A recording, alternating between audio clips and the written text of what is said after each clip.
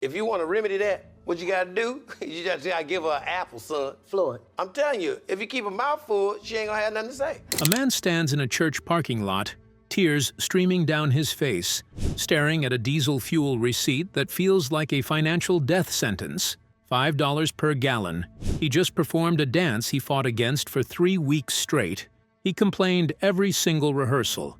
He didn't want to be there. He didn't feel it. He had an attitude. But Tyler Perry was watching. And what happened in the next 6 days would either make or break everything this man had sacrificed for 2 decades. The tours with R&B legends. The financial catastrophe that nearly destroyed his marriage. The gun his friend had to hold to keep him from becoming a target in a Los Angeles alley. All of it led to this moment, a phone call that would change television history. But before we get to that call, before the 200-plus episodes, before he tied and surpassed the Jeffersons' record, there's a story most fans have never heard. A story about a little boy who lost everything at 8 years old, and the promise whispered to him when he was exactly 2 minutes away from his destiny. The loss that shaped everything. Have you ever wondered what makes Palmer Williams Jr.'s character Floyd so authentic? Why his comedic timing feels lived in rather than manufactured? Why there's depth beneath the punchlines? The answer starts in Camden, Alabama, in a household most people will never experience. Palmer's father was his first principal. His mother was his first-grade teacher and the school librarian. They lived on a Presbyterian church school campus where education and faith weren't just values. They were the oxygen the family breathed. But his mother was more than an educator. She was a vocalist, an actress, the absolute epitome of entertainment in their small hometown. She had a gift that lit up every room she entered, creating spaces where talent could flourish in a place where opportunities were scarce. Think about that for a moment. In a small Alabama town, this woman was creating talent shows, organizing performances, giving people a stage when the world offered them nothing. She was planting seeds she'd never see harvested. Because cancer doesn't care about talent. Cancer doesn't care about dreams. Cancer doesn't care how much an 8-year-old boy needs his mother. Palmer was 8 when she passed away. And that death didn't just end a life. It shattered an entire family structure.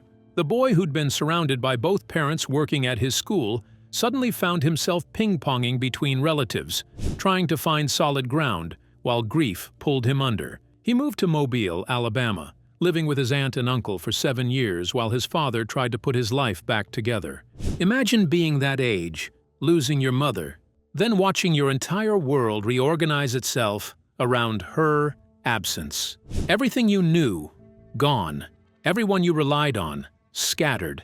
The stability you took for granted, vanished. But here's what you need to understand about Palmer, even in that chaos, even in that pain. Something his mother planted in him refused to die. There's a moment that defines everything that came after. His father wanted him to sing at a funeral. Palmer refused. He was terrified of standing up there by the coffin. He couldn't explain why the fear gripped him so tightly. Then came the next funeral, his mother's. From that point forward, every time Palmer sang, every time he acted, every time he stepped on stage, he dedicated it to her. That moment set a pattern that would define his entire career.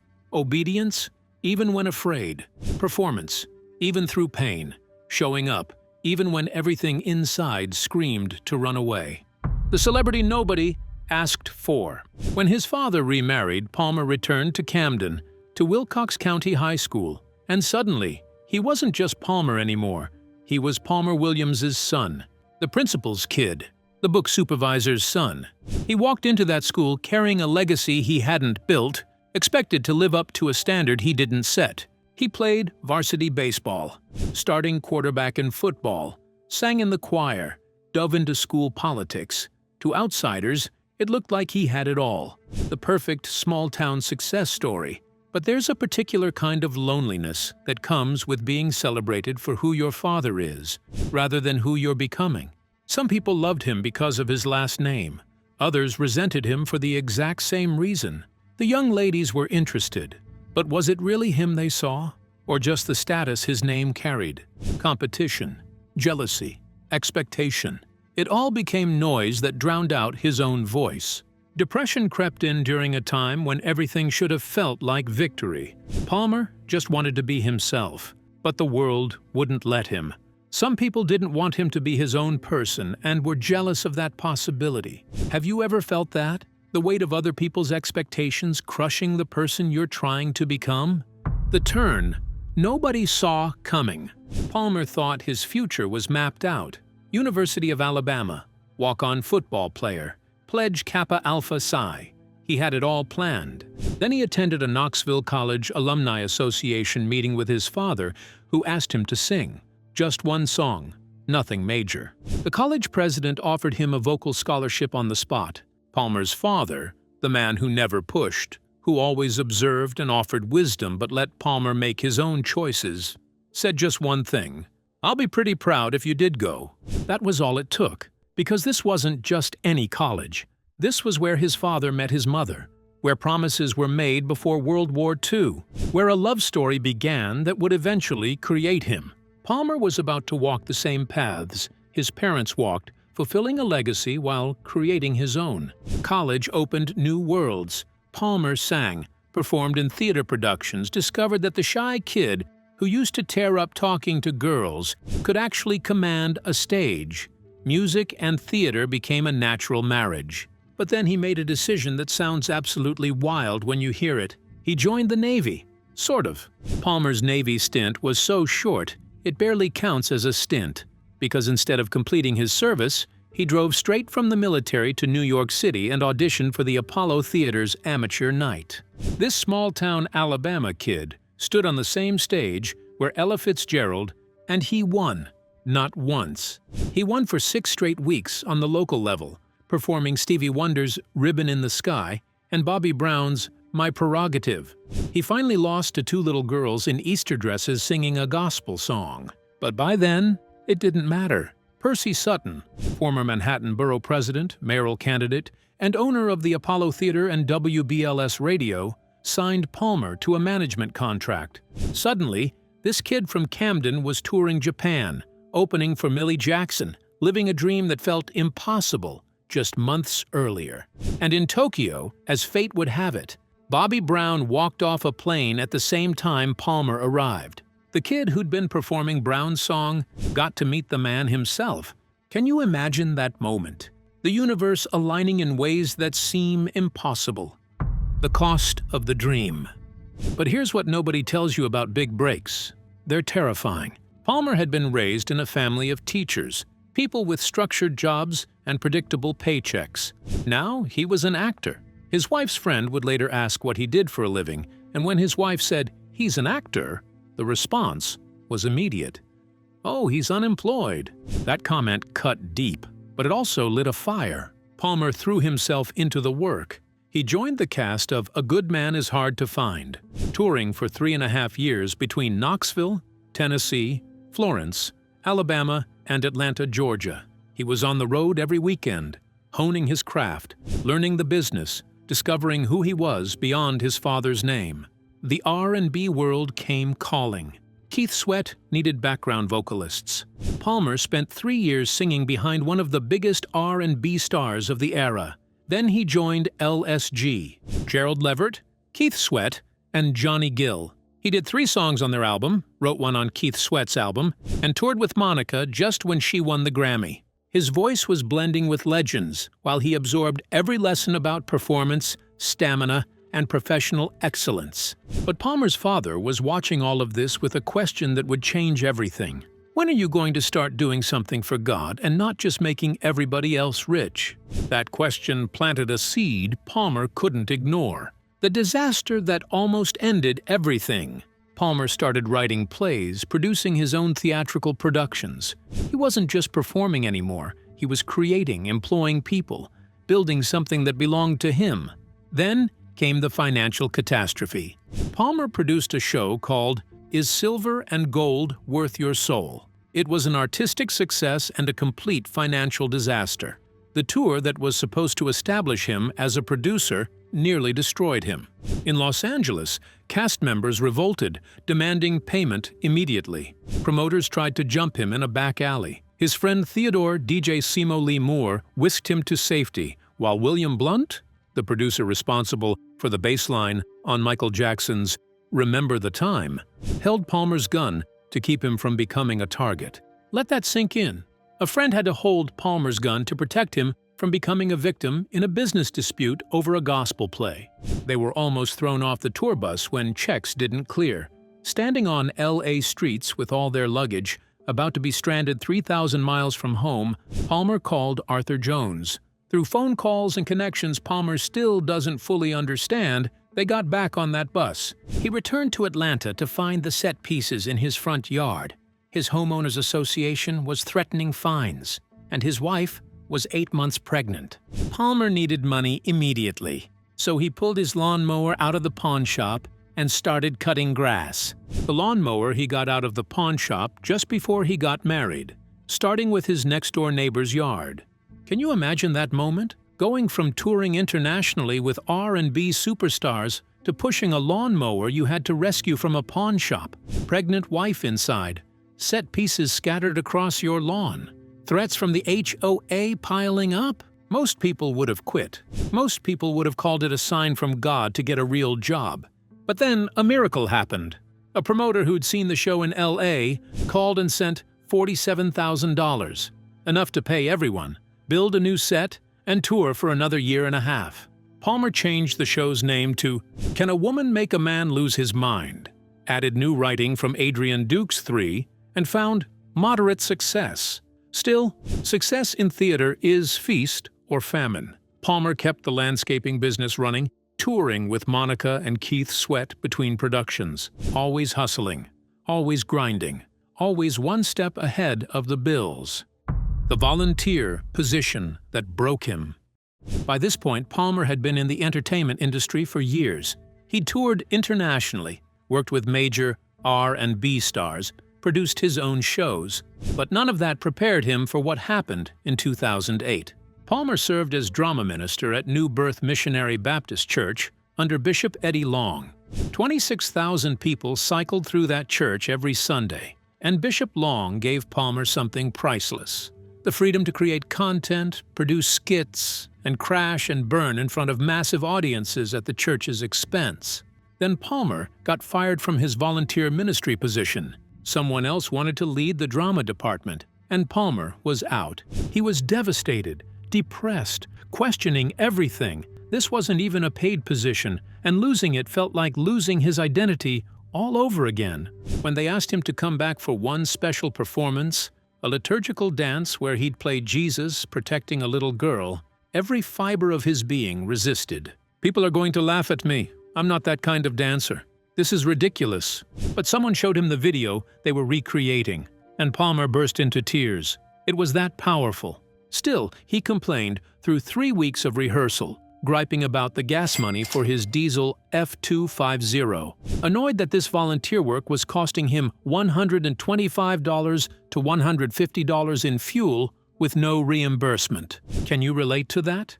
Being asked to do something for free that's actively costing you money you don't have?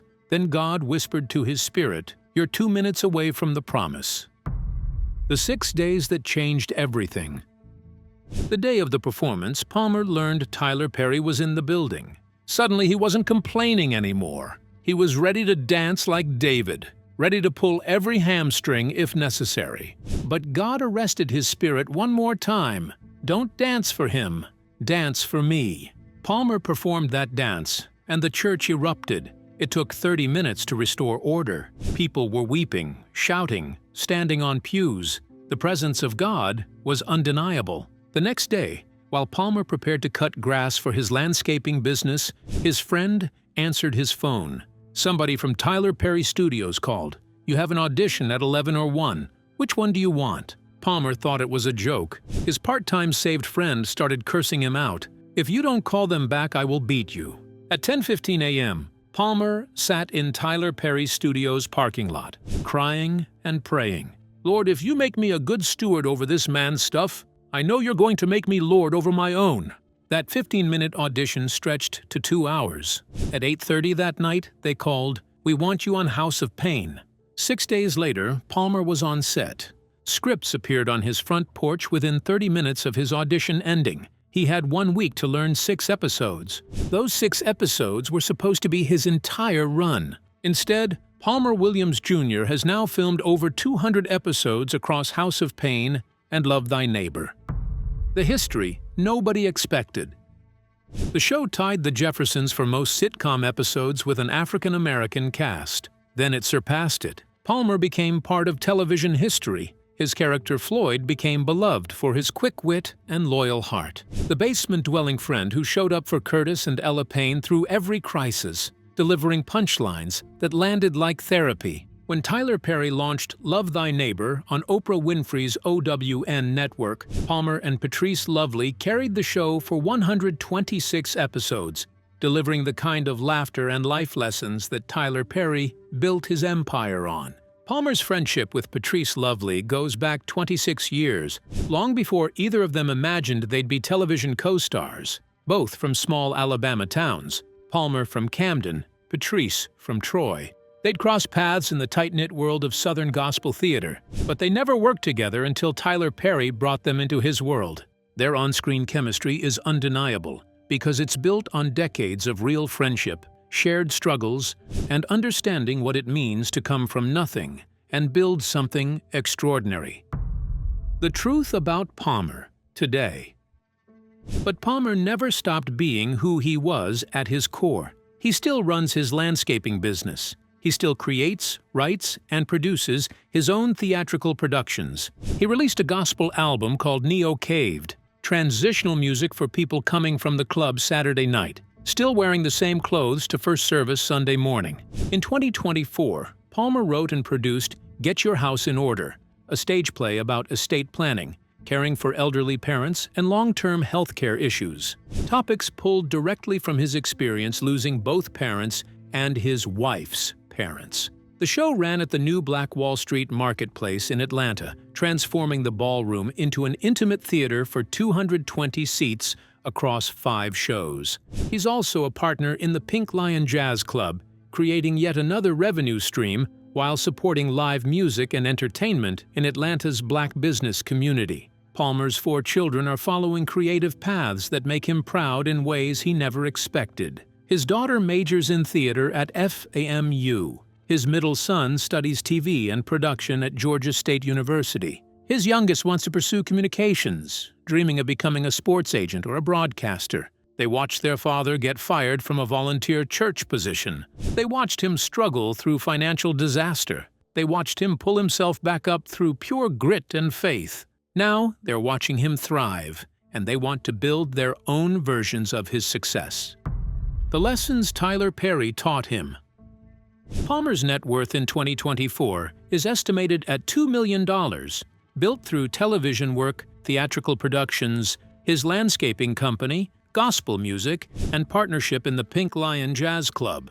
But more valuable than the money is the legacy. He learned from Tyler Perry that you can start every workday with prayer in a corporate environment, that you can demand excellence while leading with faith, that success without integrity is just noise, but success built on principle creates opportunities for everyone around you. Working with Tyler Perry for 15 years taught Palmer what to do and what not to do, how to direct with vision, how to produce without compromising, how to build an empire while staying rooted in purpose, and perhaps most importantly, that representation matters. Children cannot become what they don't see. When Palmer goes back to Alabama, speaking at high schools and supporting programs in Wilcox County, he's not just giving back. He's showing kids from dirt roads and small towns that they can build extraordinary lives without leaving their values behind. His advice about branding is surgical. How you handle yourself, what you promote yourself as, they can always pigeonhole you into that, so you have to be very careful about what image you put out. Branding is everything. Imaging is also how you can take what it is that you offer as a gift or a talent and how you can monetize that. The brutal truth about the industry.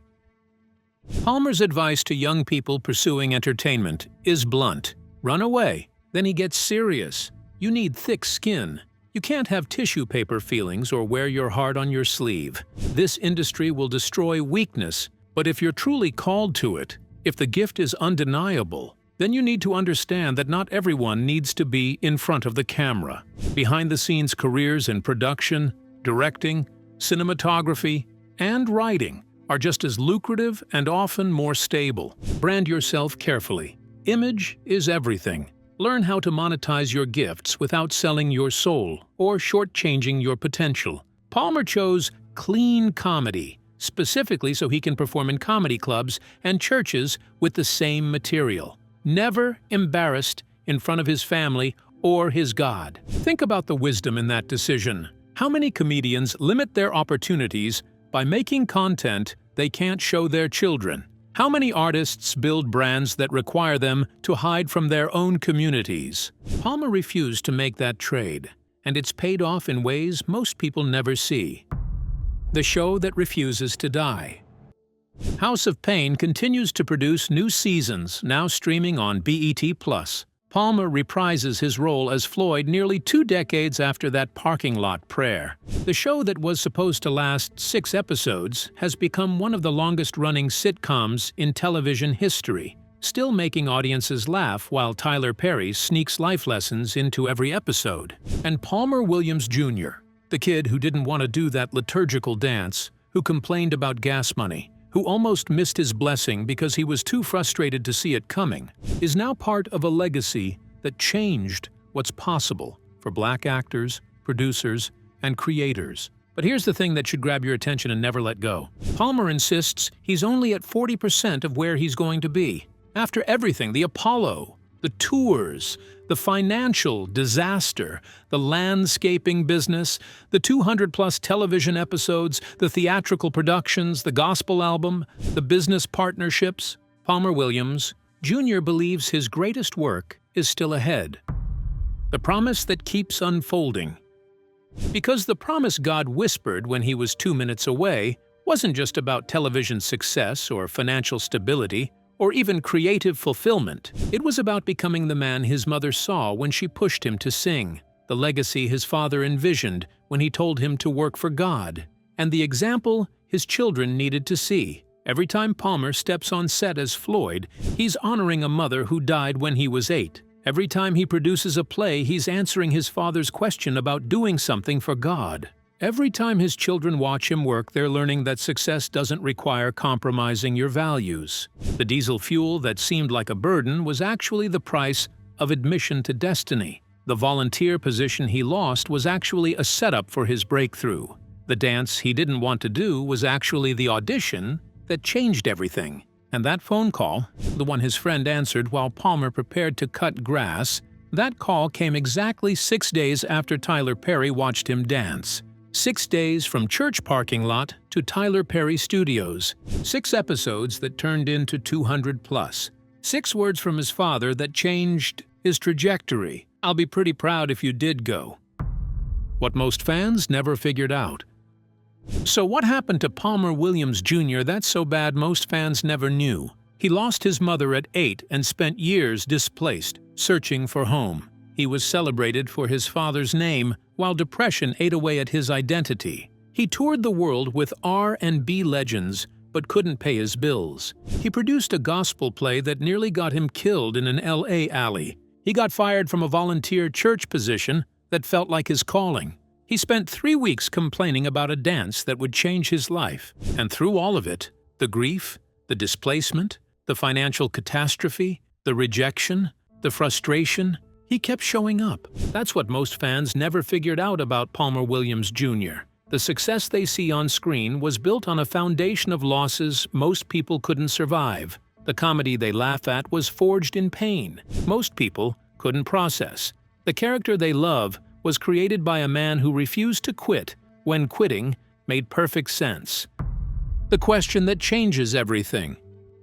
So here's the question Palmer's story forces us to ask ourselves. What are you complaining about that might be 2 minutes away from your promise? What volunteer work are you avoiding because you can't see the value? What dance are you refusing to perform because it doesn't fit your image? What diesel fuel bill is making you question whether obedience is worth the cost? Palmer stood in that church parking lot with tears streaming down his face, staring at a receipt that represented sacrifice, without visible reward. 6 days later, his entire life changed. But if he'd let that fuel cost stop him from showing up, if he'd let his frustration override his obedience, if he'd refused to dance because people might laugh, Floyd never exists. House of Payne never ties the Jeffersons' record. Television history never gets made.